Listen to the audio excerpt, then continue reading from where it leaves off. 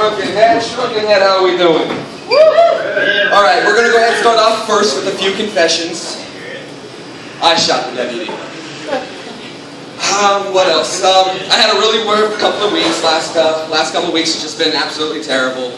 And in a moment of weakness, I did try to commit suicide by drinking a whole bottle of Windex, only to find out afterward that it is non-toxic. However, though, my boxers were streak-free all week. Thank you. Turtles make great soup. They come with their own bowl. That's not at all it's true. Alright, I was in the military for 7 years and I just recently got out, so... Woo! Yeah, you go do it and then woo. But while I was there, I did have some great times while I was deployed. I did go to Iraq and Afghanistan, and when Iraq, I met some of the really local kids, and the local kids there are absolutely wonderful. Do not let CNN paint this terrible picture for you. I had a great time in Iraq. It was fun, it was hot, and there was lots of sand. It was like the beach minus the water. So, while I was there, and I got to interact with some kids, I was driving a tank for a while, guarding a certain fence line. And the kids would come by daily, and I would try to bring snacks or treats for them. To be a good guy. I'm not the shooter kind of type. I was out there more or less to have fun, and I couldn't find a job after college. So, there I am giving treats and stuff to the kids, and there was an older kid there that used to always take the treats from the kids and stuff, and he would just bully the little kids. And they would always look at me and cry, "Mister, help me, he's taking the stuff you've given." And it was very simple to look at the little kids and explain to him, walk up to him, and kick him in the fucking nuts.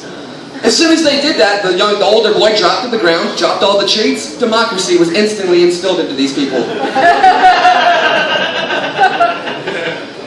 I thought we might talk a little bit about stereotypes tonight.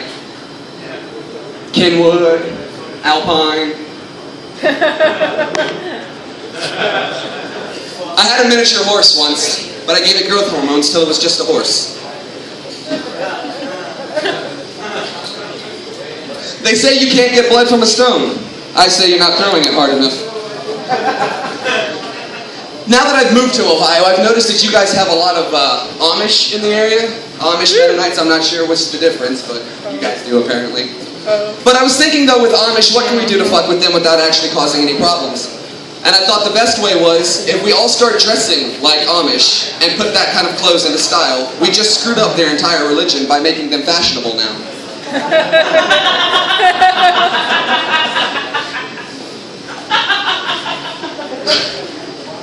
I was going to tell this really long story, and it just takes too long to do with the time limit constraints, so let me just go ahead and say that it ends with, I didn't know a bag of kittens couldn't swim. And finally, I'd like to go ahead and end with a little bit of a joke/poem I know, and if you guys know it, that sucks for you, but oh well. And it starts off, we have a traveling salesman who's going down the road, and of course, our traveling salesman's car breaks down. The traveling salesman does see the farmer's house, walks up to the farmer's house, knocks on the door. The farmer answers the door, and he explains his situation to the farmer. The farmer says, "Here's what I can do for you. I've got a big Cadillac out in the barn. It's got a nice back seat. You're welcome to stay there. But I have 2 daughters, Millie and Venus, and you will not touch them." Our traveling salesman, being that he is stranded, agrees immediately. Well, he goes out to the Cadillac, and that night, he gets a little visit from Millie and Venus, both daughters. The next morning, our traveling salesman gets up and he goes back to his house, finally gets his car fixed and goes on his way. A few months later, though, he gets a letter in the mail from the farmer. Being very intrigued by this, he takes the letter inside. He opens it up, and it reads, "I know there was pushing from stains on the cushion and a beat print on the dashboard upside down, but since you met my daughter Millie, there's been a swelling in her belly, and I think you better get your ass back to town." And the traveling salesman's a little thrown back by this, so he sits down and he writes a letter himself and sends it off. A few weeks later, the farmer gets the letter and he's like, "Let's see what this asshole has to say." He takes the letter inside, he opens it up, and it reads, "I know you know there was pushing from stains on the cushion and a beat print on the dashboard upside down, but since I met your daughter Venus, there's been a swelling in my penis, so I think we'll call it fair all around." Guys, my name is Remy Greenbaum. It's been an absolute pleasure. Keep it going for our next comedian, David Glasser, as well.